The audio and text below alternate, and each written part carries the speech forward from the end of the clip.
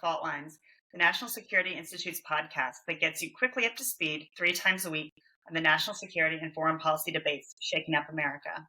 I'm NSI Senior Fellow Morgan Mina, and I'm joined here today by NSI Executive Director Jamil Jaffer, NSI's Deputy Executive Director Jessica Jones, and Senior Fellow Lester Munson. Donald Rumsfeld once borrowed a quote from Mark Twain, saying something to the effect of, "A lie can travel halfway around the world and back while the truth is still lacing up its boots." Earlier this week, an explosion at a hospital in Gaza resulted in reportedly more than 400 deaths. Hamas claimed that the explosion was due to an Israeli airstrike, part of the group's effective disinformation strategy to delegitimize Israel's self-defense. The Israeli Defense Forces took immediate action to provide clear evidence that a misfired rocket from the Palestinian Islamic Jihad in Gaza was responsible. President Biden, who had just landed in Israel, defended Israel, saying it was the other team. However, the hospital explosion did not stop Arab leaders from canceling their meeting with President Biden in Jordan out of protest. Arabs across the world took to the street. The U.S. Embassy compound in Beirut was set alight, and coalition forces were injured in a spate of drone attacks in Iraq. Jamil, the Israelis haven't always been good at strategic communication and being able to convey their side effectively. We saw this in the May 2021 conflict with Gaza. In this case, though, the Israelis provided clear evidence that it was the Palestinian Islamic Jihad and not them that caused the explosion at the hospital. Is this enough, and what more needs to happen here? Well, I mean, look, I think the challenge here, Morgan, is that it took a little while for them to get the information out, and we are operating in a 20-minute, 1 hour, 2 hour, 4 hour scenario with social media and the like. So, the Israeli forces are just not getting the information out fast enough. They said, well, we're investigating, we're not sure. And truth be told, at times they have said, well, it wasn't our strike. And then in the past, it has been an Israeli strike. And so they want to do the right thing and get the right answer out. And so they took the time needed to get the evidence to demonstrate that it wasn't an Israeli strike. And by the time they did that, though, the story had already spun out of control. There were, videos of people being taken to other hospitals, injured, little children bloodied. And so, the public narrative is getting way out ahead of where a rational, reasonable, fact-based response can be. And I don't know that there's a good solution to that. You don't want to come out swinging and then be wrong. At the same time, if the media is moving that quickly, how do you tell an effective, truthful story? And I'm not sure there's a good answer to that question. Mm-hmm. So, Les, disinformation is not new, especially by the likes of Hamas and other terrorist organizations. Why does this matter to the United States, and what should we be doing about it? Well, let me just first say, I don't particularly like the word disinformation. I prefer the old school term of propaganda.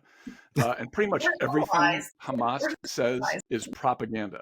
And the real issue is not that Hamas is pushing out propaganda all the time. The real issue is there's plenty of dupes out there who accept Hamas propaganda as some sort of fact immediately. That's crazy. Shame on the people who are reporting these things as fact based on some sort of Hamas announcement. I'm using air quotes around announcement.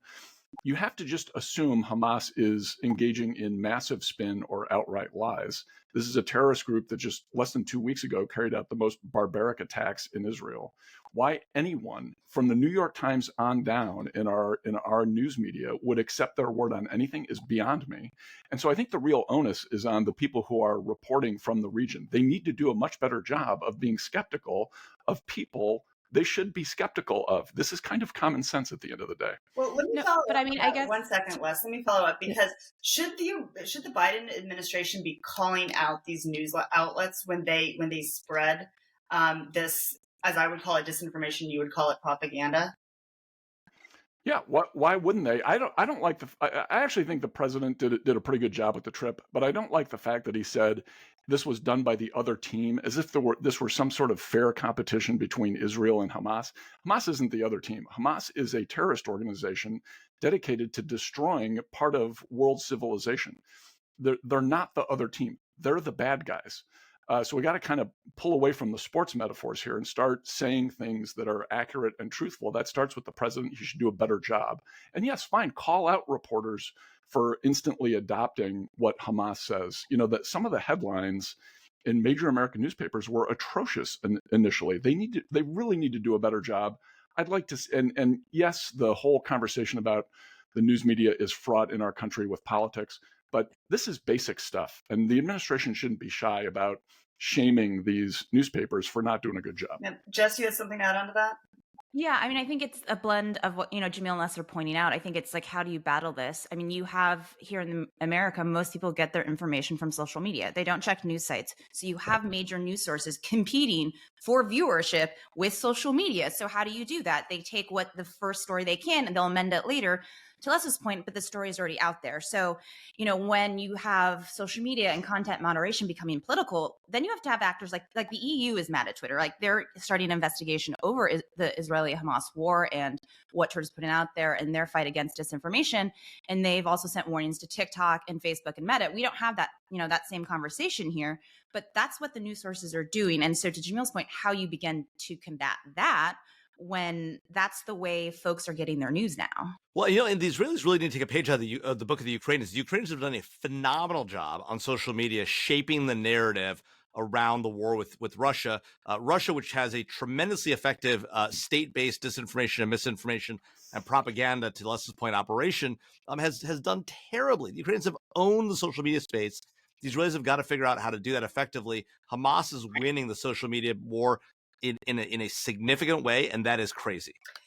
Okay, so final question, and I think this is specifically related to U.S. security for U.S. personnel overseas. We saw how quickly the Arab Street responded and mobilized when they received this disinformation about the hospital. There were very real and dangerous implications for U.S. personnel serving overseas. The U.S. Embassy in Beirut announced a level 4 travel advisory for Lebanon, urging Americans not to travel there. Les, Jamil, I mean, you served on the Senate Foreign Relations Committee right after the Benghazi attack. What do you make of this, and are we likely to see more of this? What does this mean for a U.S. presence in the region? Well, I think we've got to make clear that it's unacceptable to attack an American embassy. I mean, the idea that in foreign countries we're allowing American embassies to be attacked and potentially burned, I mean, it's just outrageous. We need to make sure our host nations we're very clear to our host nations it's not acceptable, and that we have armed forces sitting there. I mean, we have a Marine Guard, a small group of Marine Guards at the front desk. We need to fortify our embassies in the Middle East and be prepared to take action if our embassies are being attacked. It's not acceptable. We won't stand for it. People need to understand that. Yeah, I think there's, Morgan, I think there's part of a larger question about the effectiveness of our State Department and the support that it needs. Is it being adequately funded? Are we meeting all of the security needs? Congress has been a little bit absent on this in the last few years. I think a harder look at what we need out in the field, whether we're meeting those needs on the security front, on frankly, the American Information Services front as well. We used to have a U.S. information agency that was vibrant and well-funded and did a lot of good work around the world. That hasn't been around for a generation.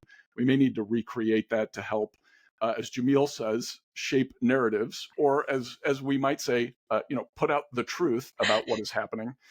But I think that's part of a larger issue about how we think about our international presence. And I think we probably need to invest more, but we need to make sure it's invested the right way. Well, it sounds like we have a lot of material for a future podcast. That is a wrap. Thank you to Tatum Clifton, Claude Jennings, and the NSI staff for their help in producing today's episode. Join us again on Monday, October 23rd, for another episode of Fault Lines, the National Security Institute's podcast that gets you smart fast on the national security and foreign policy debates shaking up America. Fault Lines is now on YouTube, so check out our channel for a video of today's episode. If you like what you heard, be sure to rate, review, and subscribe.